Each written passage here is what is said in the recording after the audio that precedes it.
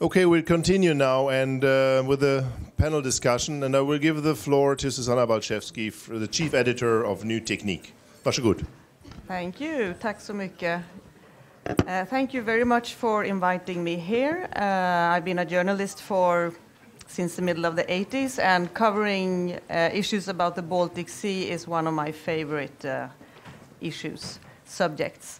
So, we have had a very interesting day so far, and we have a lot of questions, a lot of thoughts, and we are not now here to discuss the pros and cons of all these unconventional ways of decreasing the phosphorus in the Baltic, but rather to dissect and discuss the different ways, the solutions, and also share thoughts and perspectives.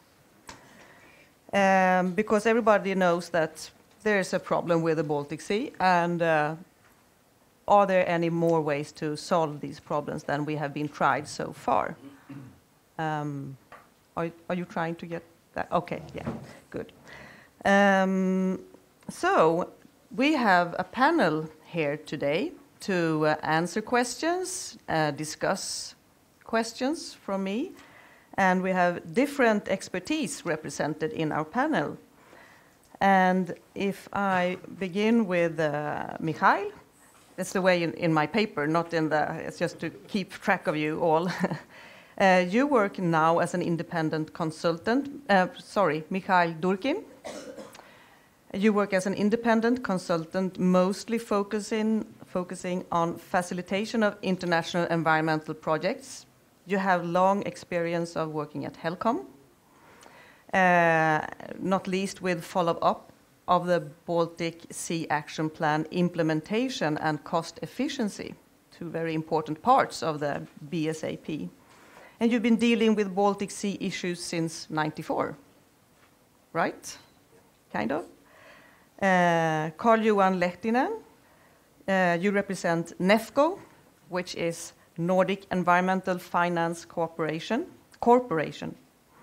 You have 25 years of experience from Baltic Sea research in eutrophication, ecotoxicology, and general environmental analysis. And you are responsible for the NEFCO Environmental Analysis Department since 2002. Very correct. Yeah, it's as you wrote me, exactly. That's the best way of doing it. And Siv Johansson from Mistra, Council for Evidence-Based Environmental Management, that makes systematic reviews of various environmental issues to improve the decisions in Swedish environmental policy. You also have long time of experience of managing scientific programs about the Baltic. And Pauli Merriman from WWF. You are the program director for the WWF Baltic Ecoregion program with partners from all 9 countries around the coastal Baltic Sea countries. And you have a lot of experience of advocacy initiatives on the need to protect the Baltic Sea. And last but not least, Maria Laamanen, is that rightly? You are an expert on protection of the marine environment of the Baltic Sea from the Finnish Ministry of Environment. And you also have a research background. And you've worked with Baltic Sea administration for 10 years, right? Approximately. That's what you wrote. Fine, then we're ready to fly.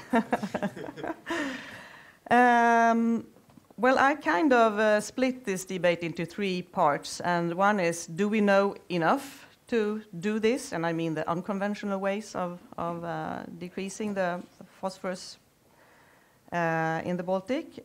Is it possible, is the second part, and the third is, what's next? So I will go straight forward, and I want each one of you to answer there is still potential to reduce more nutrient loads from land. But where do you think we should put the main focus? Where should the main focus be, on land or in the sea? And please begin, Karl-Johan. Thanks. I'd say that it's not clear-cut, but if we want to stay on land, then we should go to Poland. Okay. And that's clear. and if we want to go to the open sea, which I think is necessary, we don't have much choices anymore, because the pain of the costs on land are soaring. So in order to have, I'm working with financing. So if we want to have cost-efficient solutions and in a good way, I think that this would be the fastest and best way to go. And if you look at the costs, we can oxygenate the sediments with under 10,000 euros per ton phosphorus cost. And on the land, if we go to the Nordic countries, the cost is somewhere between 1 to 4 million euros per ton of the same stuff. Okay, thank you. Please hand over the microphone to Pauli. Thank you.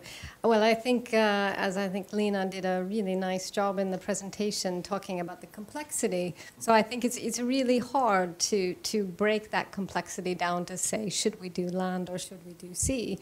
If we look at the wider context, and I think we heard very clearly that unless we stop the land-based input, no matter what measure we're talking about, and no matter what cost or time or scale, it will continue to be an endless cycle. So I think the land-based nutrient reductions are non-negotiable. They have to take place.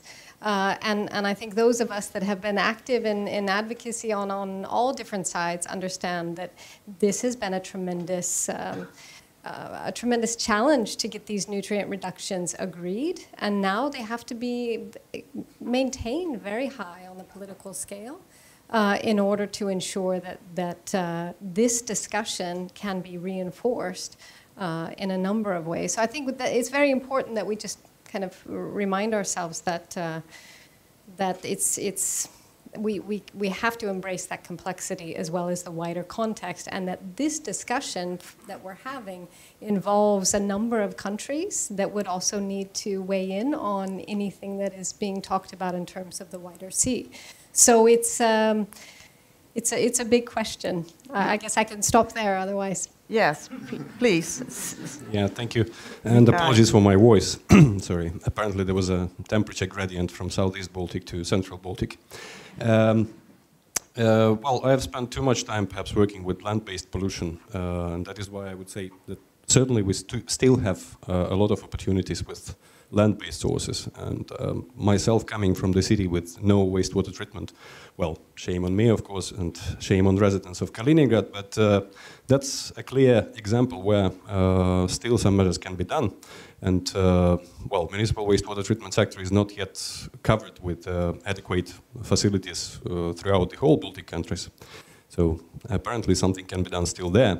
But I would still suggest that we focus, at least on land-based sources, we focus more on agriculture and helping farmers to reduce losses of nutrients into the environment. And intentionally, I say losses and not agricultural pollution, because we are working closely with agriculture and farmers and trying to convince them and change also the mindset that they are not the polluters themselves. They are, of course, demanded to produce more, and if working closer with farmers and agricultural community, you can also convince them that they can save resources and they can save nutrients instead of releasing those into marine environment. But on the other hand, when talking about the sea-based measures, I'm also pro the testing of smaller scale cases around the Baltic Sea. We will come back to the issue of larger scale examples, but I think that there is still plenty of opportunities in the hotspots around the Baltic coasts. So we should look into that as well. Okay, Siv, please. There's not much to add. No, I just agree with you with our work in HELCOM and also this land-based pollution. Of course, we should stop doing anything there. Looking at the other interesting presentation we have had, but I still think there is I don't know how many, but there are several steps missing before we can really put it into use. And of course, doing the thing that I'm doing, I would also like to see an evaluation of the methods. What is to put it in a big context to see what is the effects of the different. Did I do anything? No, it's just that I put to put it together with different effects of different methods and look at it from. There are so many things that should be, and also agree that Lena did a good evaluation of this, but it's a technical issue. It's an long-term issue. What is the effect on long-term? No one knows yet. So it's an interesting start, but there's still many steps to take before we can put it into use, which comes back to that we have to continue doing things on land. Maria, it's nice please. to be the last one. You have said many things, but I definitely think that we need to stick to what we have agreed to, and it is, in my case, very importantly, it's the HELCOM goals that we need to stick to and see to that we reduce our external loads. There is no going from that. And one thing is that once we start focusing on these sea-based measures, there is this psychological effect that if it gets very much out to the public, then we cannot give an idea that if we move on to the sea, we are letting go of measures, let's say, in agriculture. But we need to see that we will meet the HELCOM targets. And in fact, one issue that's been discussed here is the time scale. And as it's been put in the presentations, is that we will reach the good status only in some, 70 or 100 years. And that might be the truth for the final ultimate targets for the status. But in fact, once we reach the HELCOM goals for nutrient external loads, we will already see a very steep improvement in the state in 20 years or so. And that will already carry us quite far. So I think when we come to the timescale issue, I think that's something to bear in mind. And when we think what's enough and how fast we need to reach. But overall, I mean, do we need to take sea-based measures? I don't close them out of the game totally either, because we are having climate change affecting our sea. Sea is getting warmer, and that's physically directly impacting the sea, and we will have the water will be able to contain less oxygen just for the sheer fact of warming up, and that's one reason, and also precipitation issues and increasing loads through that. So I think we do need to be having a look at what else we can do. But is it really either or? I mean, you're putting it like we cannot stop the land-based measures, but is anyone talking about stopping the land-based measures? Because they are kind of going pretty well. We have been seeing this on the different graphs today. And I have someone told me that it takes 50 to 100 years for the Baltic to recover if no measures at sea are taken. And I wonder, is that an acceptable time span? Maria, do you agree upon that, and what do you think about that? You say 50 or 100 years if no measures are taken. Yeah. In my understanding, we will be going for the worse when it comes to let's say, the warming impacting in addition to what we have. Okay, there are the inflows. We're dealing with a very dynamic system, and that we have also faced today. So definitely we do need measures. Okay, but I understood that you thought start looking upon something, and as I interpret you, that Karl-Johan is the one that is most straightforward, that we have to start going out to sea. Definitely. And the other of you, I say, well, maybe later on, maybe we have to go on. No, did I misunderstand you, Maria? Well, it's not either or. It's not that strict. I think it was quite clear from the rest of us also that first, I mean, primary thing is to focus on the external loads. but simultaneously I said we need to open up for the other measures as well. Okay, because Let's discuss what that means. Yes, one reflection from today is that it's not going very fast with the unconventional, the new ways of decreasing the phosphorus loads, or not loads, but accumulation. Take a comparison. If you have a 500,000 ton of tsunami behind your back and you have 8,000 ton in front of you, what would you do? Don't look back. Yeah. I don't know. Do you want to comment, Steve? Yes. No, I would just say that I'm not excluding anything, but I think it's too early. I mean, I can't. If you come to a doctor and he says that, well, I have a new medicine here. I've tested it on one 18-year-old boy, but you can have it if you want. But if you would get that question, which of these medicines would you like to begin with that you have heard about today? I can't say that. I think they're all interesting to explore further. Does anyone else know which one you would like to start to test that you think is the most mature way of testing? Karl-johan. Yeah, since I'm partially guilty to several of those financing, so Yes. I can't jump the boat now, can I? No, you can't. So there are at least 3 I would like to see that would be implemented, and by implementation I mean that the technology should be tested. We should have environmental impact assessments and so on and so on. And of course, nobody's that stupid, so we say that we just discontinue activities on land. We have directives to follow and so on. We have laws, and we're usually very law-abiding, so that's pretty clear. And what about you, Pauli?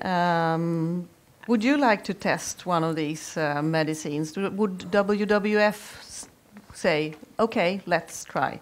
I think I'm quite confident that we would have a very precautionary approach. But one thing I think is important too, again, is to go back to the complexity that I think Lena was bringing in.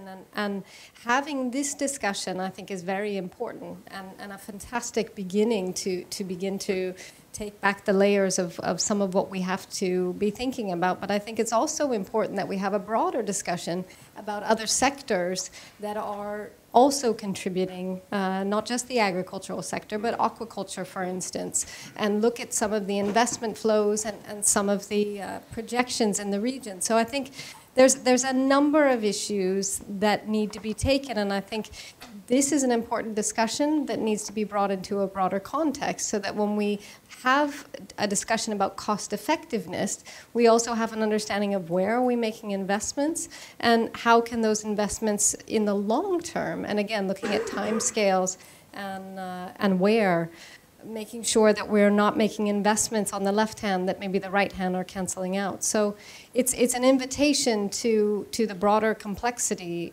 that we face in this region. And I think a number of forums are having this discussion. And this robust dialogue and examination needs to continue. But what time scale are you talking about to start, Mikhail, since you have the microphone? When is this going to happen? When will we see more projects, experiments going on, and also trying in a bigger scale? Well, I would be cautious to talk about bigger scale experiments now. But Maria quite nicely pointed that when we are done with the external load, coming from industries, agriculture, municipalities, whatnot, what we already agreed and being committed to, then perhaps we can look more thoroughly into the larger scale experiments. But talking about the smaller scale cases, currently I'm living on the peninsula between 2 wide lagoons, brackish lagoons, that is formed by Vistula River and Nemunas River. And those are hyper-eutrophied. And those are very different from the bigger fjords in the Western Baltic. So I would really love to see the solution, how we can do something there, because the algal biomass there is huge. And for example, one can think about recycling type of measures, like collection of the excessive biomass and turning it into biogas. Why not? So I would be happy to see these type of projects to come into in the near future. So scaling up could be trying smaller projects in different places to see how they should be adapted. Exactly. That's what I said also in my first intervention. Maria. Yes, I would continue in the same vein, and really I don't mean that we would need to wait until the external loads are done and only then move on. But what I think is that we need to start small, and we need to start with research. And when I say with research, it means also that we need to be gathering information, data about how these different methods are impacting the ecosystem at large. If we think of the climate change mitigation adaptation side, there, for example, the international conventions have been taken a stand on how, let's say, to this climate manipulation type of exercises, and IPCC says it's very risky. Convention on Biological Diversity says that any manipulations should not be done unless it's proven that they are harmless. And I think something similar we need to think of, especially when we're thinking of any larger scale issues. But I think to start small with an approach that very precautionary approach and science-based. See, what would you point out as what aspects do we need to know? I mean, you are an expert in this to make a good decision on what to start with. Yeah. One reflection, at least, when you're talking about research and what we need there. I mean, firstly, I think one important thing is to really have a monitoring and see the long-term effects, so we have more data. For how long? Yeah, I can't say. But is it like 2 years or 10 years? Well, you can see something after 2 years, but maybe not. Maybe you need longer time too to see other effects that are not turned up after 2 years. But I also would say, I was just thinking about one of our other systematic reviews, when we realized that there was a lot of data, but they were not comparable. So you couldn't do any bigger analysis of it because they were not doing in comparable ways. So it's not always talking about more research. It's also research that are comparable, for example, or you have to define what your research is. So I think, yes, we need more research, but also, can we say, design research if we want really, because now we are wanting to solve a problem. So you should design the research to solve that problem. But also look at it very broadly and see what are the gaps? What can we do to see that we can compare the different studies, etc.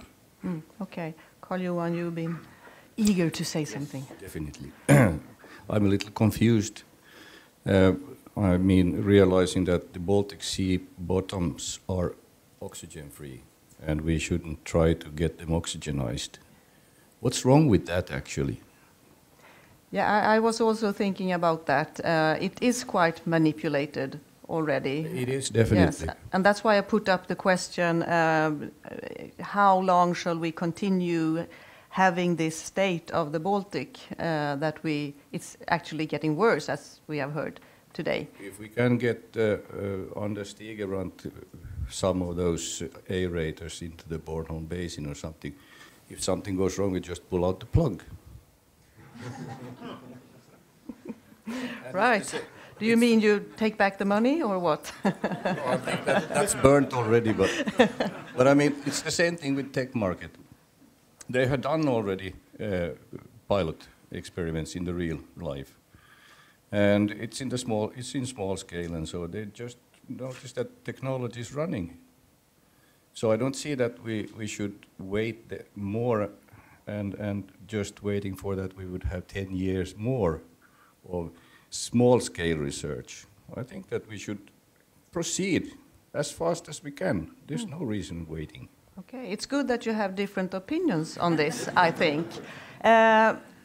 If there's one very important question from the do you want to say something first? Well, okay. I might add to what Karl-Johan is, and your question, should we wait for 2 years or 4 years or 10 years? I think it's not for us really to reply to that question, but what we are doing Who right should now reply? and what we are doing today is very important, because we are discussing these issues, and you have here a group of people from different circumstances, and overall I guess the society should be discussing, and the politicians also taking stand here. Anoxic conditions, hypoxia, it's also natural in the Baltic.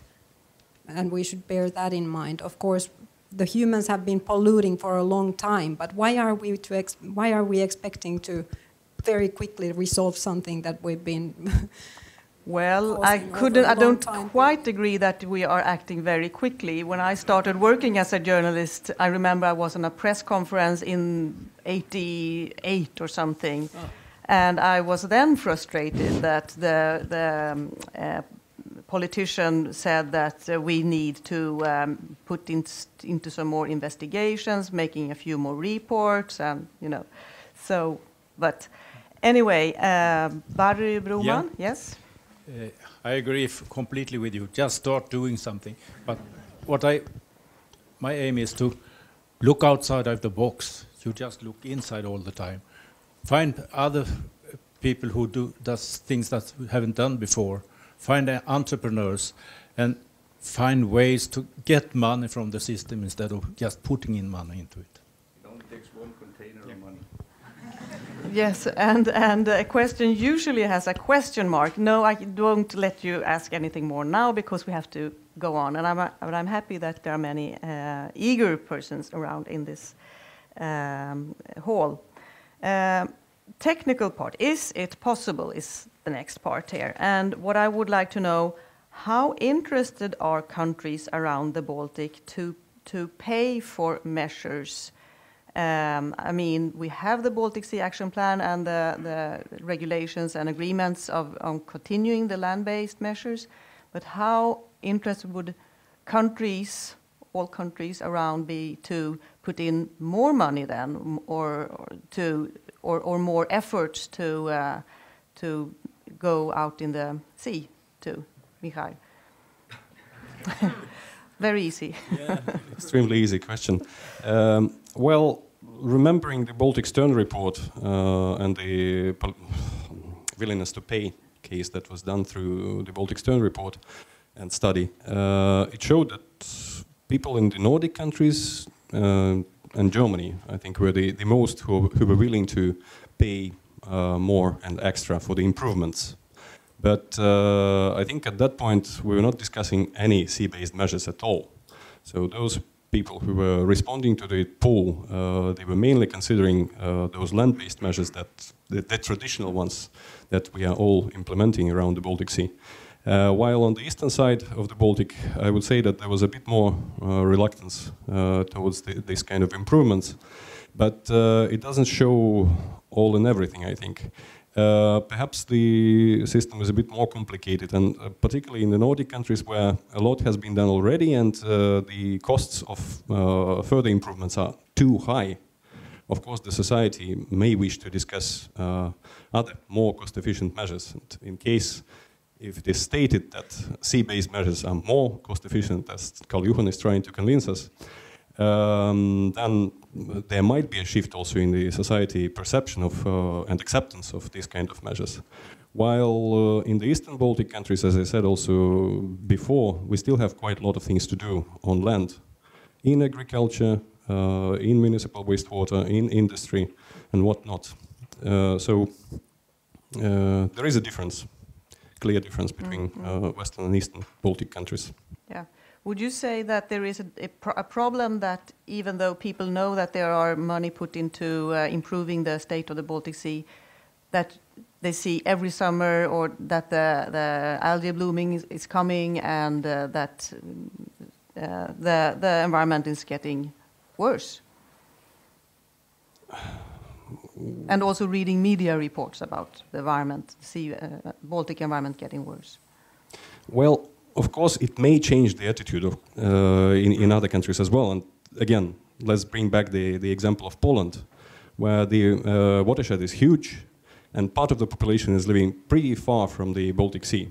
So even in that pool that was done through Baltic Stern report, there was a difference between those respondents who are living far from the Baltic and those who are living at the coastline. Of course, those people who are dependent on the Baltic Sea with their businesses connected to the Baltic Sea services, like fisheries, for example, tourism, recreation, whatsoever, they are feeling much more interested in the improvements because they see a clear need to provide a clear sea for their clients, for example, in tourist sector. While farmers somewhere far from the Baltic in the Polish watershed, they may not even think about any potential influence that they may have on the Baltic Sea. And that's the problem. Yeah, because there you need also to convince people and show them that they need to act. Yeah. Karl-johan was first and then Pauli. Thanks. You're right, Misha, with the Eastern Europe, Eastern countries, that there's lots to do on land, and where we have still low-hanging fruits to pick.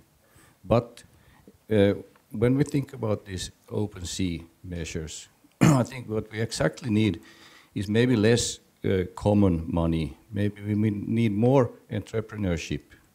If we compare box wind and tech market, box wind has the obstacle of finding national money, national financing, whereas the tech market project has the possibility of having a circular economy where they can find value for the products that today is phosphorus down in the sediments, as well as the sediments where they can produce products. And I think we should try more and more to get into this way of thinking. And what I would like to see more research is how to find those models. Or how to find the environmental entrepreneurs. Yes, they don't. And how to find the revenues in the business. Pauli. I just was going to add also the Baltic Sea Action Plan Fund, which was a fantastic innovation to really look at where are the measures that need to be taken in the region and how can countries come together to make decisions about implementing new solutions. And I think it's this type of thinking that we also need to have when we're talking about, again, measures and cost efficiency. Where should we act and where there is still a lot left to do? We should come together as a region and decide to prioritize our investments in areas where we have proven measures, where we know we can have reductions, and likewise have a international discussion about some of these larger scale initiatives, looking at the small scale initiatives. So I think, again, when we talk about investments, it's very important that we have an integrated approach so that that we can ensure that what we think might be the best investment, we also put that against a lens of a larger screen about where countries could really weigh in on this. And these discussions are ongoing, and this is an important first step, as we've said. Pauli, can I just ask you, since you work with all the countries as an NGO, can you feel that there are different attitudes and expectations from other countries coming? Absolutely. I think it's very much. We sat in a meeting where we listened to a number of our colleagues from the eastern side of the Baltic, which are watching the funding for rural development programs, for agri-environmental measures, simply not be prioritized. So while they are very well aware of the measures that need to be taken, the priorities of the politicians are elsewhere. So funds are being redirected. So we have a tremendous opportunity if we would all stand together and say, why is not the funding that should be going to agri-environmental measures, should be going to the rural development programs? We've talked about the Baltic Sea Action Plan. We haven't talked about the Water Framework Directive and the program of measures that we know would deliver us significant reductions if, again, we can take political priorities and invest in these areas. So I think when we talk about investment, as Maria said earlier, there is a temptation to say these are difficult discussions to have politically because it is a long time, and there is a temptation to say, but we could just fix something a lot quicker, so let's leave those difficult discussions. And that is, I think, what there is a collective worry, not to say that this shouldn't be explored, because it absolutely should be, but to ensure that we keep our eye on some of the issues that we know we can work with today as well, not either or. Yeah. Thank you, Siv.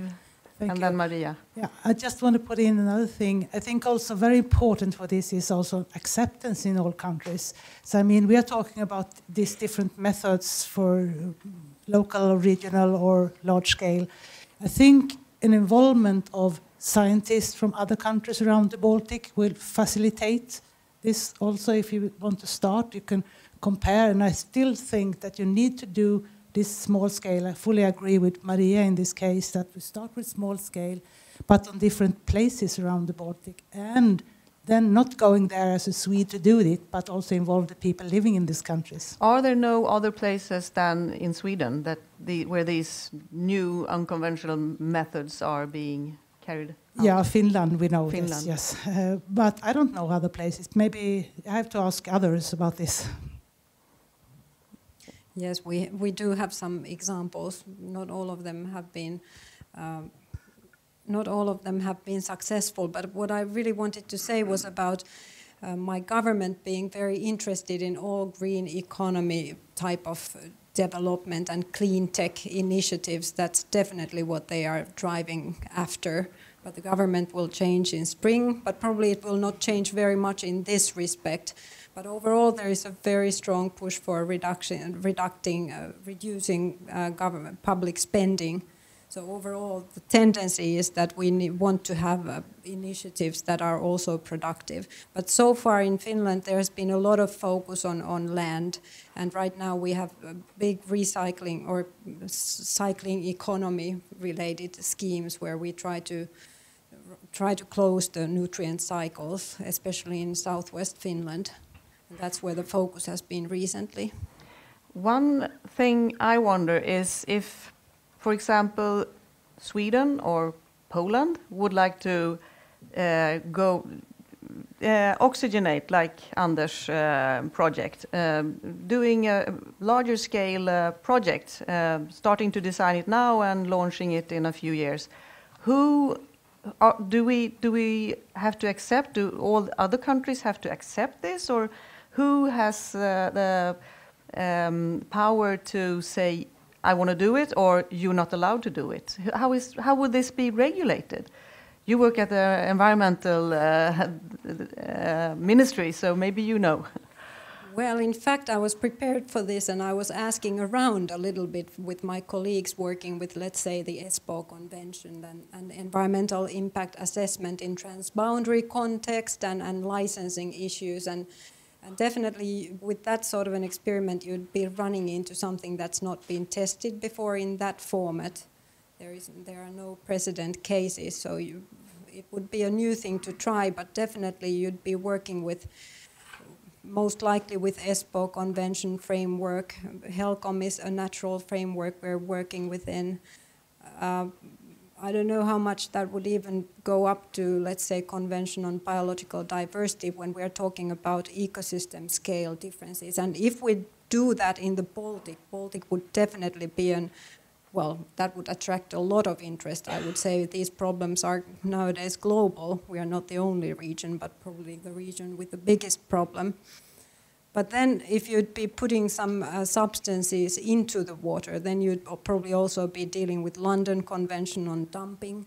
So there is this whole international framework one would need to deal with. And in order to carry out environmental impact assessments, I guess you would need quite a lot of information and these tests and smaller scale piloting or whatever in order to be proof and show what are the transboundary impacts. Is this a work that HELCOM should take, or what, Mikhail?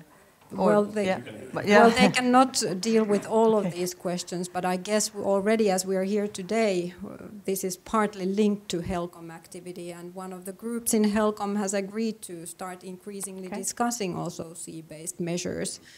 But these more other frameworks related questions like environmental impact assessments, they are not basically directly HELCOM issues. Okay. Do you want to add, Mikhail? Well, I would just complement perhaps what Maria said and just remind that actually Helsinki Convention is based on 6 more or less fundamental principles and commitments. And those are pollution prevention, so we should first look into how to prevent pollution. then it's precautionary principle. So we should be aware before starting anything new that it will not cause any impacts. And then the third one is using best available technique and best environmental practices. So we need also to ensure that these solutions are representing best available technique and BEP. And then it's pollution-based principle. So, and this I think is very important, that if we are going into sea-based measures, are we tackling polluters? Of course, indirectly, the society as a polluter, yes, but not directly the polluters who are discharging into the Baltic. And then we need to set up monitoring and scientific assessment tools to follow up the improvements, if there will be any improvements. And then the last one is avoiding transboundary effects, what we have just talked about. So any kind of these transboundary actions between countries wanting to introduce these new innovative techniques would need to have EIA in accordance to international requirements. It sounds like society and agriculture would have a very hard time to pass all these regulations and rules with activities affecting the state of the Baltic Sea.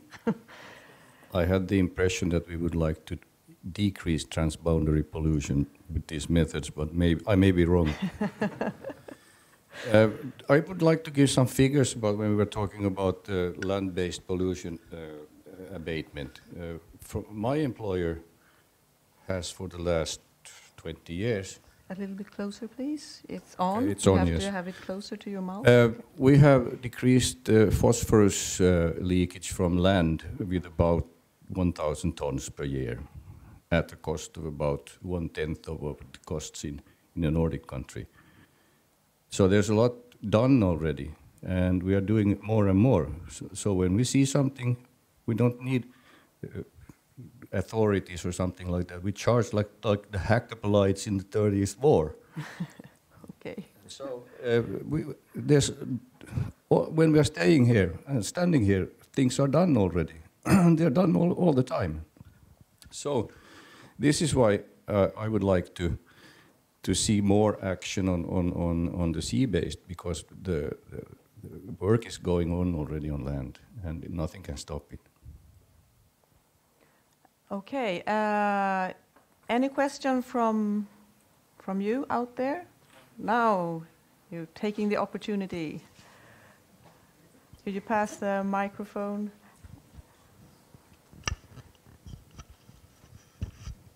Yeah, I think this is one of these kind of questions like, is the science settled or isn't it? Isn't this more of an economic question than a scientific one, to be honest? If we paid farmers to farm in a way that didn't release nutrients, and if we paid municipalities to take care of wastewater that didn't release, wouldn't it all be settled? Isn't it an economic question, and isn't it time to stop arguing about the science? There's a microphone. Yeah. Well, who would like to? That's my panel. Pauli, is that one for you, or what do you think? Isn't? Well, perhaps I can start, because despite of my biological background, I have also a background in environmental economy, and I always thought that economic instruments would help curing the Baltic Sea. And my clear idea is that at some point we will come back to the use of economic instruments sooner or later, especially when we are stuck with the marginal measures that cost huge amount of money. We would need to invent perhaps something else. But I'm not talking specifically about paying farmers to do agri-environmental measures, or paying to municipalities to reduce wastewater discharge. But, for example, emission trading that we've been talking about since quite a while, nutrient trading that's being also considered at some point, and even compensation for restoration of environmental services. That's another possibility. And why is not, for example, the emission trading scheme launched within the Baltic countries? I mean, this is a politic. Yeah. Okay. It's a political issue, and nothing will happen if there's not a political leadership in these issues. And is there any activity going on in this? Because that could be an economic solution. Everybody looks at Maria, please. Well, I guess there are at least 3 of us who have been involved in discussions related to emissions trading or load trading in the Baltic, and that was already a while ago when the Baltic Sea Action Plan was being drafted. But and it was NEFCO who funded, in fact, a study on it, and it was taken all the way to the decision makers in HELCOM, but it did not leave through this idea of having some sort of a trading system. But luckily we do have the cap now with the maximum allowable inputs, and I don't actually see who disagrees with the science so much.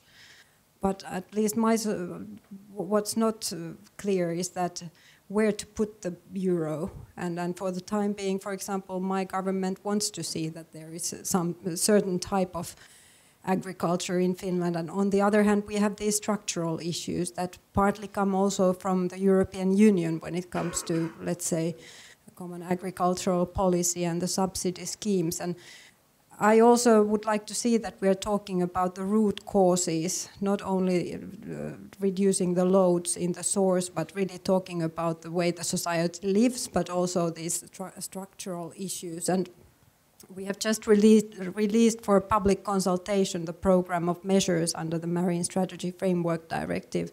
You can see it on the web page of my ministry. And we are also English there is an English summary and a whole Swedish translation, because we are a bilingual country. But we are also proposing initiatives that relate to impacting the European Union in the next scheme, when they are setting up the next agricultural scheme, in order to have water protection better taken into account. That will not be easy, but we will give it a go. Is Sweden and Finland cooperating in this issue with the yes, agriculture?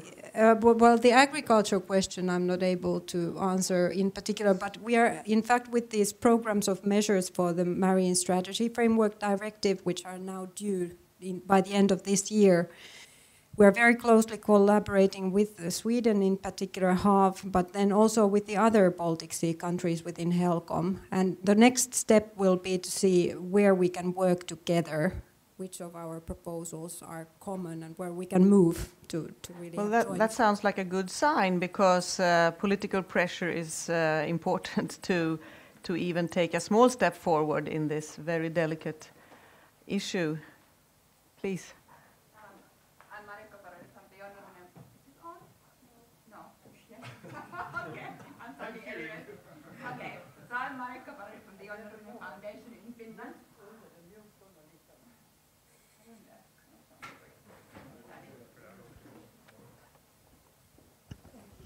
Great.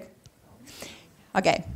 So I wanted to reply on this nutrient trading issue and inform that actually we are planning to launch now a first Finnish-Swedish nutrient trading platform. And because we know that there is this issue of these legal obstacles and political commitment, we are starting it on a voluntary basis. So we are starting to work with nutrient offsets, and with the possibility to neutralize one's sort of phosphorus or nutrient footprint. So we try to now sort of, because we are also frustrated about this idea which was already presented in 2007, it's a good and important idea, and because there is this political problem. So we have decided to go from a voluntary basis and take lessons learned and bring it back to the political scene, because I think we need something like this in the future, really. Yeah, so that's interesting news. Yes. And is this something that other countries like Sweden, Denmark, other could join? Yeah, for sure. But we are starting now it between Finland and Sweden, because as we heard today, Finland and Sweden have the citizens with the highest willingness to pay for these things. We have the most eutrophied sea areas. Paper, yes. Yes, and we have the people. No, it's also in practice. We have Björn Karlsson here. We have John Nurminen Foundation in Finland. We have people who are really so frustrated that they are putting their own money into these things. So that's why we are starting in these 2 countries and then going to the other countries as well. It's going to be a Baltic Sea-wide platform. Great so news. everybody is sort of welcome to come along. Very good. We have a little bit more than 5 minutes left, and I would like you to answer this question. What state of the Baltic Sea is our goal? What do we want the Baltic to be like? Like in the 50s, because I heard from someone that the loads from land now is on the levels as in the 50s. Was that right? Yeah. Is it that Baltic Sea, or is it something in the 80s, or maybe in 1910 when there were 30,000 seals, grey seals in Sweden? No, 100,000 grey seals in Sweden, and so on. Karl-johan, what Baltic is your goal at NEFCO? I was born in 1951. Oh, you have to. You need a. I was born in 1951, so I say 50s. 50s. Okay, that's a very scientific ground for your great. Pauli. I think it's a great question. Bo has asked this question of in Helcom before that I've heard, and I can't say that I have a number. I can say that I'm not from the region. I studied this region in the U.S., and what was interesting is this region is always listed as this enlightened, politically progressive, rich, environmentally friendly. This I came here expecting nirvana. So I guess the Baltic Sea that I think we need is to realize this picture that the rest of the world, many in the world, hold. That we are to be the leaders, to show the way forward. We've got the frameworks, we have the science, we have the education, we have the investment, and we have no excuses, really. And what we all want collectively is this healthy Baltic Sea that will support livability, good jobs, and an environment for the future for this lovely child that was shown this morning. So I think it's not a matter of us kind of disagreeing. It's rather finding the commonalities, taking a big picture perspective, and rolling up our sleeves and making it happen. So that's a really long dialogue that didn't answer your question, but not quite. But still, I'm a little bit confused when you put up the Baltic and Sweden and the Nordic country as nirvana, and still you are quite slow in your. You really want to go very carefully ahead with these technical, eco-technical engineering in the Baltic. I don't want to go slow. So let's just say that. I think precautionary approach is often misinterpreted to say let's have endless science. And as I said, I think we all agree that we have fantastic science in the region, and that we, as we heard this morning from Christoph, will never have the last word. We need to be precautionary. We need to understand what are the implications going forward. But that's not to say that we don't need urgent action now. And I guess what many of us feel is there is a great deal of urgent things that can be done today, that should be done today, and that this discussion should continue, not forever and not slowly, but rather robustly, and that we do exactly as we're now doing. Ask the tough questions, but no, I don't want to go slow. Good, I'm glad I misunderstood you. Mikhail, what's your Baltic? What's the goal that you are looking? Well, I was also born, well, at least grew up close to the White Sea, not to the Baltic. And I was happy to hear from Bo about the truly oxygenation of the White Sea basin throughout the whole season without any anoxic bottoms there. So I'm happy coming from that region. But, well, Pauli actually took a lot what I wanted to say, but I would say that I would like to see a healthy sea.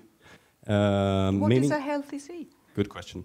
Perhaps I would leave it to Maria, because she spent a lot with defining what is healthy Baltic Sea. But to me, it would mean perhaps the water clarity and biodiversity at the level of 1910. the level of development, urbanization, technique, IT, everything around the Baltic in the level of, well, current years perhaps, or perhaps even further. And also friendliness and cooperation between the nations in the best possible way. Very good point. Siv, you also born in the 50s, yeah, and well, I think that it's not possible to go backwards. We know that a lot of things are happening. We have a climate change. There will be alien species coming into the Baltic. That's been doing that for 1,000 years. So that will be a change all the time. So I would like a Baltic with more, as you said, food webs that are functioning, with a sustainable cod population. I mean, this is a system that works, that we don't have this excess of, for example, filamentous algae that float on the coast and these things. So that's my Baltic. So you wanted a figure. I want to see the Gulf of Finland having water clarity of 6 meters, and the Bothnian Sea, was it 7.5 meters, and the Bothnian Bay, I don't remember, but overall we have actually agreed on a lot of numbers as targets when it comes to the status, and I'd like to reach those, and the Marine Strategy Framework Directive. And when you say we, is that HELCOM or is it Finland? I mean both. In fact, all the countries, and in Europe we have agreed on the EU strategy, Marine Strategy Framework Directive. We have there 11 different aspects we need to look at when we are thinking of what is a good environmental status. So I don't want, I won't go through all of them, but basically we need to reach good status in regard all these aspects. And nowadays they include marine litter, non-indigenous species, underwater noise, biodiversity, definitely. So many aspects, and now we are putting numbers on many of them. Okay, so that makes it easier when you have numbers on it to know what goal you want to achieve. Okay, let's see. It's 3:27. We have time for 1 or 2 very concise and short questions. It's a totally exhausted audience. Oh, yeah, please.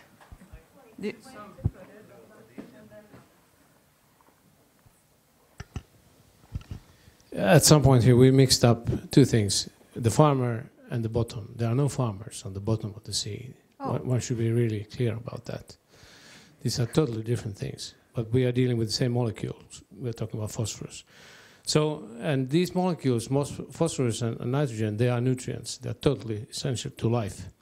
And so this question is much, much larger than the Baltic Sea. When we put the nutrients in cycle, and we really give them the value they have as bearers of life. So it's gold will be more or less worthless in comparison. So I think we have to realize that when we put these things into order, the Baltic Sea will be in good shape. And for me, a good shape or good condition means a sea in ecological balance, and that is always defined by the region you're talking about.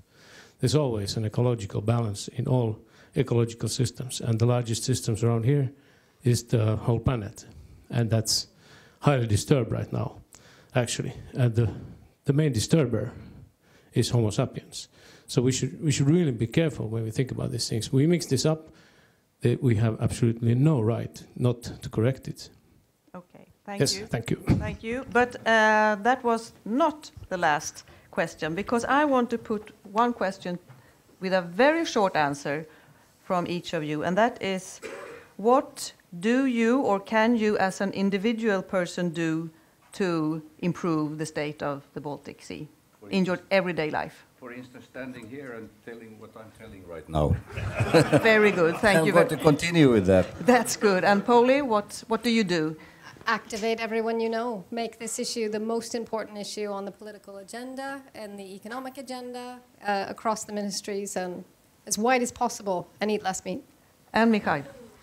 Well, use my knowledge and promote good environmental status of the Baltic Sea to broader community, especially in Russia, where we need a lot of work to do. And in practical terms, I'm working with environmental tourism in Kaliningrad region as my personal project, I would say, trying to promote the place as a green and fantastic natural place and not a black spot on the Baltic map. Great. See? Yeah, well, at the moment to do some really good systematic reviews on Baltic Sea issues so the politicians get good basis for good decisions.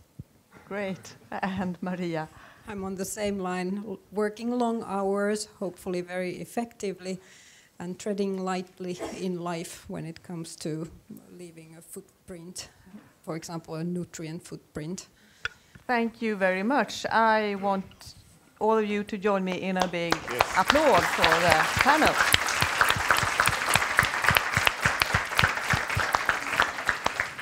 Thank you, Susanna. Thank you. This was really nice, and I think it was a very nice and interesting panel discussion. Thank you all.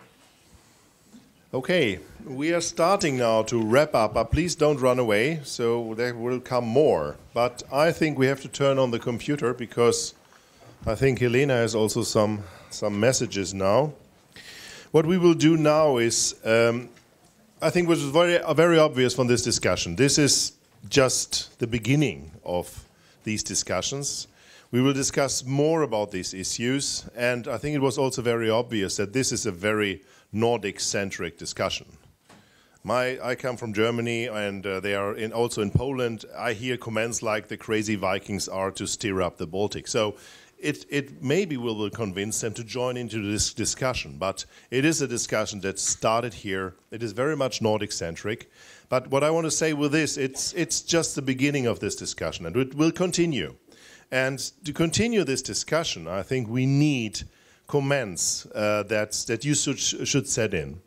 We also said, do we see it already or not? Maybe just put it in.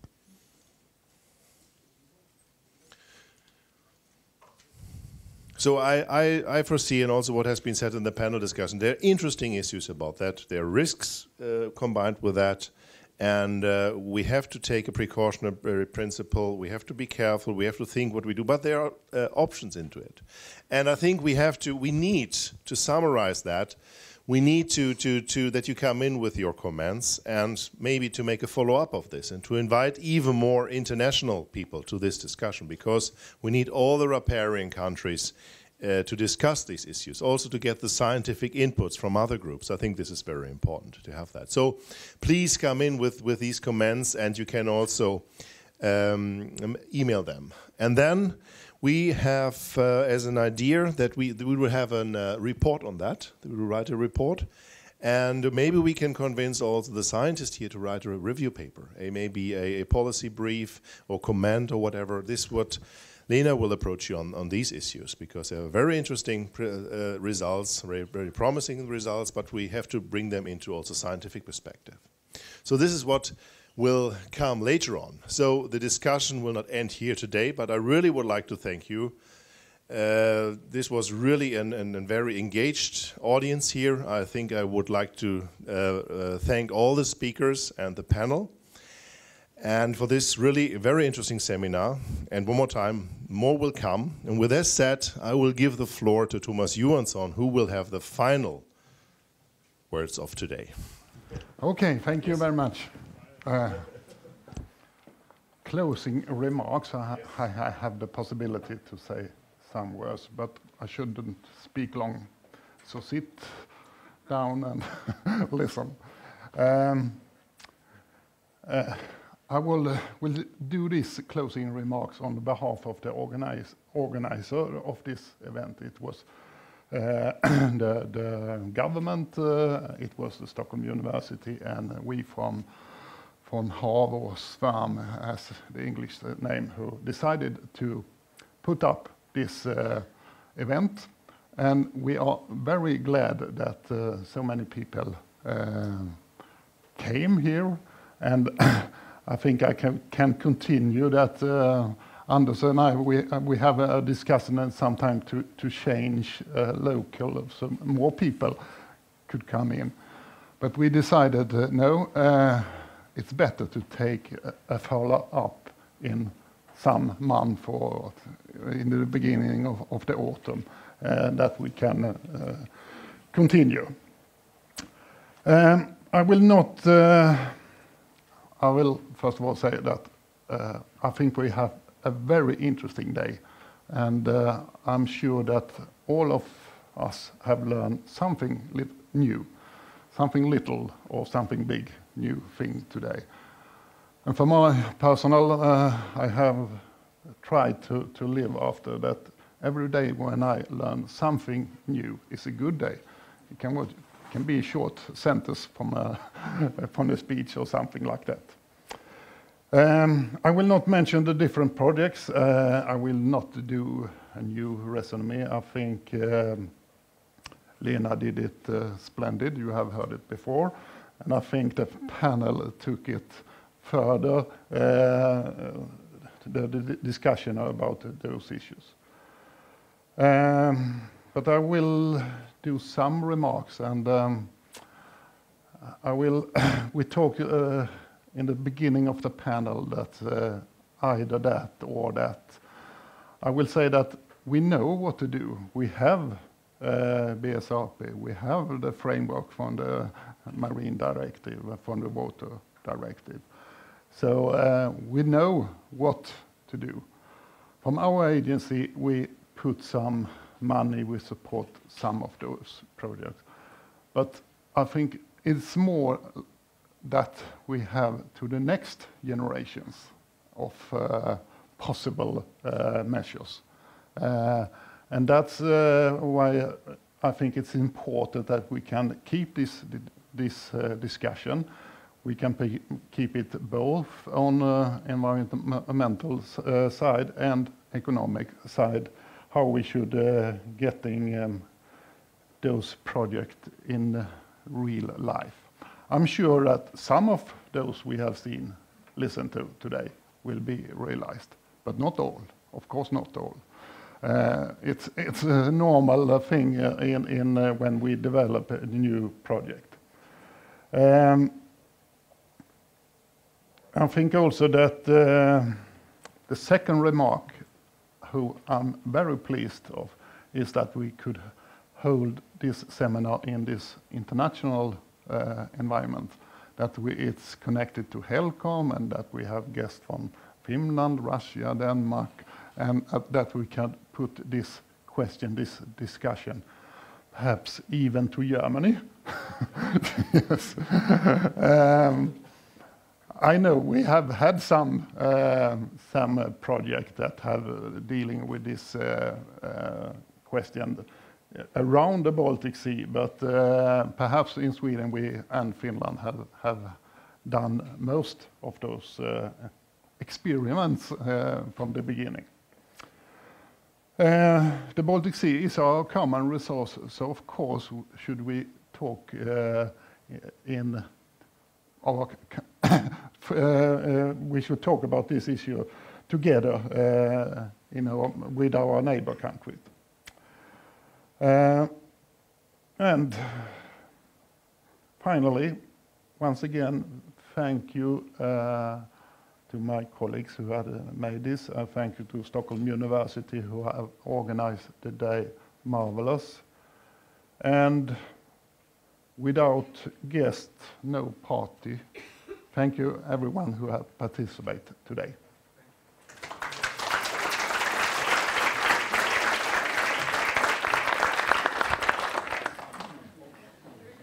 Ska jag klara mig igen?